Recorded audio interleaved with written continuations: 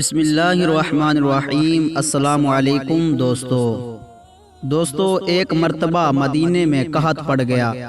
بہت سے لوگ مدینہ سے ہجرت کر کے دوسرے علاقے چلے گئے۔ انہی لوگوں میں ایک عظیم خاندان تھا جو آل رسول صلی اللہ علیہ وسلم سے تھا۔ یہ ایک بیوہ خاتون تھی اور ان کے ساتھ ان کی 7 کنواری بیٹیاں بھی تھیں۔ جب مدینہ کے منافقین نے ان کا مذاق اڑایا کہ آل رسول صلی اللہ علیہ وسلم کا خاندان بھوکا اور بے سر و سامان ہے، تو اس بیوہ خاتون نے ہجرت کرنے میں ہی غنیمت جانی۔ آپ اپنی بچیوں کے ساتھ بڑی تکلیف دہ مراحل سے گزر کر سمرقند پہنچی۔ راستے کی تھکان اور بھوک پیاس کی تکلیف نے مزید چلنے سے روک دیا تو آپ ایک درخت کے سائے میں اپنی بچیوں کو لے کر بیٹھ گئیں۔ لوگوں نے جب با پردہ با وقار خواتین کو اس طرح بے یار و مددگار بیٹھے دیکھا تو ایک صاحب نے کہا کہ یہاں 2 لوگ بڑے سخی ہیں، ایک حاکم جو مسلمان ہے، دوسرا مجوسی، آپ ان سے پناہ لے لیجئے۔ وہ خاتون اٹھی اور مسلمان حاکم کے گھر کے دروازے پر دستک دی۔ ایک شخص آیا، آپ نے کہا کہ دیکھیں میں مسافر ہوں اور میرے ساتھ میری جوان بچیاں بھی ہیں، آپ مسلمان ہیں، اس لیے آپ سے درخواست ہے کہ مجھے پناہ دے دیجئے، بہت پریشان ہوں اور رات ہونے کو ہے۔ اس شخص کے چہرے پر ناگواری کے اثرات نمایاں تھے۔ پھر خاتون نے کہا کہ دیکھیں میں مدینہ سے ہجرت کر کے آئی ہوں اور میرا تعلق آل رسول صلی اللہ علیہ وسلم سے ہے۔ اس شخص نے کہا کہ کیا دلیل ہے کہ تم آل رسول سے ہو؟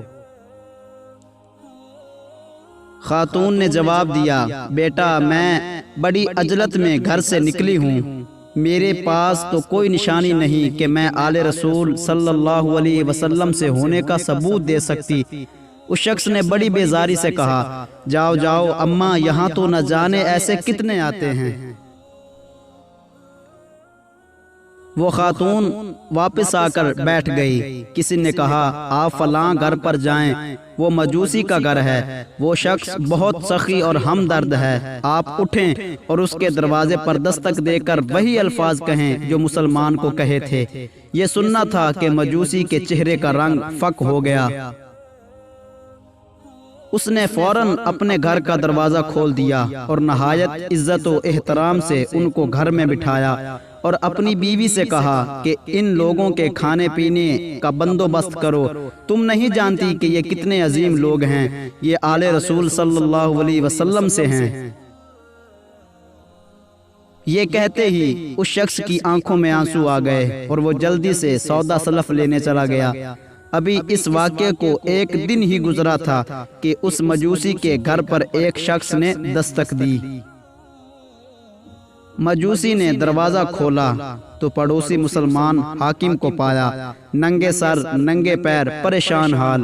مسلمان حاکم نے کہا تیرے پاس ایک خاندان آیا ہے، اس کو میرے حوالے کر دے۔ مجوسی نے کہا اب وہ میری پناہ میں ہیں۔ مسلمان نے کہا کہ جا جا، تیرا کیا کام، تو مجوسی ہے، وہ مسلمان ہیں اور آل رسول سے ہیں، تو ان کو نہیں رکھ سکتا۔ مجوسی نے کہا کہ جب وہ تیرے پاس آئے تھے تو نے ان کو کیوں واپس کر دیا، اور اب کیا ہوا کہ ان کو لینے آیا ہے؟ مسلمان نے کہا کہ جب میں اس خاندان کو واپس کیا اور میں دوپہر کو سویا تو مجھے رسول اللہ صلی اللہ علیہ وسلم خواب میں نظر آئے۔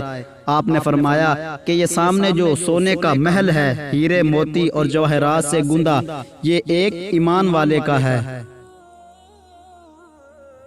میں نے کہا حضور میں ایمان والا ہوں۔ آپ صلی اللہ علیہ وسلم نے فرمایا کہ تیرے پاس کیا دلیل ہے کہ تو ایمان والا ہے؟ میں گھبرا کر اٹھ گیا اور میں سمجھ گیا کہ رسول اللہ صلی اللہ علیہ وسلم مجھ سے دلیل کیوں مانگی۔